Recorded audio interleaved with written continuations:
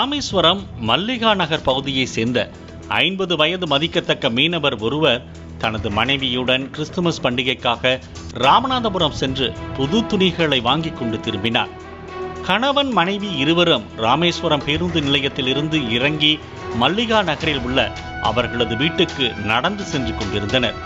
அப்போது ஆள் நடமாட்டம் இல்லாத இடத்தில் மது அருந்திக் கொண்டிருந்த 4 இளைஞர்கள் அவர்கள் இருவரையும் தகாத வார்த்தையால் திட்டியுள்ளனர். இதனை தட்டி கேட்ட கணவரை மரத்தில் கட்டி வைத்துவிட்டு 4 போதை இளைஞர்களும் அவரது கண்முன்னே மனைவியை சீம கருவேலங்காட்டுக்குள் தூக்கிச் சென்றதாக கூறப்படுகிறது. மரத்தில் கட்டப்பட்டிருந்த பெண்ணின் கணவரோ கயிற்றை அவிழ்த்துக் கொண்டு தனது செல்போனிலிருந்து மகனுக்கு தகவல் தெரிவித்துள்ளார். பெண்ணுக்கு நேர்ந்த கொடுமை அறிந்த மல்லிகா நகர் வாசிகள் திரண்டு வந்துள்ளனர். இதனை கண்ட போதை இளைஞர்கள் பெண்ணின் ஆடைகளை களைந்த நிலையில் அப்படியே விட்டுவிட்டு தப்பியோடினர்.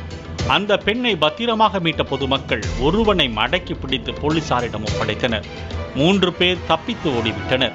பாதிக்கப்பட்ட பெண் ராமேஸ்வரம் அரசு மருத்துவமனையில் சிகிச்சைக்காக அனுமதிக்கப்பட்டுள்ளார்.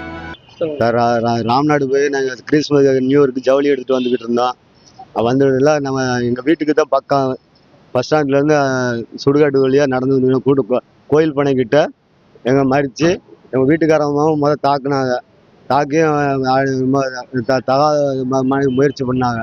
அதுக்கப்புறம் கேட்டதுக்கு என்னை தள்ளி விட்டு என்னையும் அடித்து எங்கள் வீட்டுக்காரம்மா 2 பேரும் மல்லு கட்டி திருப்பி கேட்டு என் மகனுக்கு போன் அடித்து செல்லை தட்டி விட்டு ரொம்ப இது பண்ணாங்க.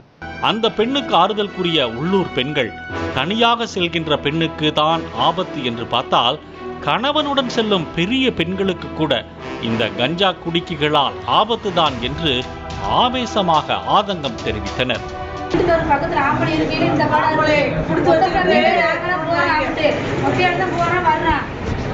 பிடிக்க சென்றவர்களை கையில் வைத்திருந்த மது பாட்டிலால் தாக்க வந்ததாகவும் சம்பவத்தை நேரில் பார்த்த பெண்கள் சிலர் தெரிவித்தனர்.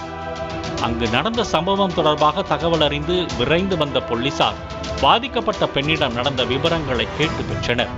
சம்பவம் நடந்ததாக கூறப்பட்ட இடங்களுக்கு பெண்ணின் கணவரை அழைத்துச் சென்று விசாரணை நடத்தினர். தப்பி ஓடிய 3 பேரையும் பிடிக்க தீவிர தேடுதல் வேட்டை நடத்தி வருகின்றனர்.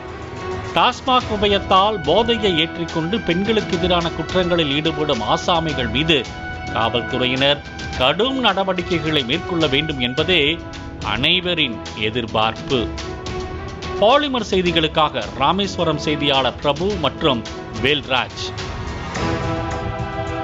பிளே ஸ்டோர் மற்றும் ஆப் ஸ்டோரில் இருந்து பாலிமர் செயலியை QR கோடு மூலம் பதிவிறக்கம் செய்யுங்கள். செய்திகளை உடனுக்குடன் பெறுங்கள்.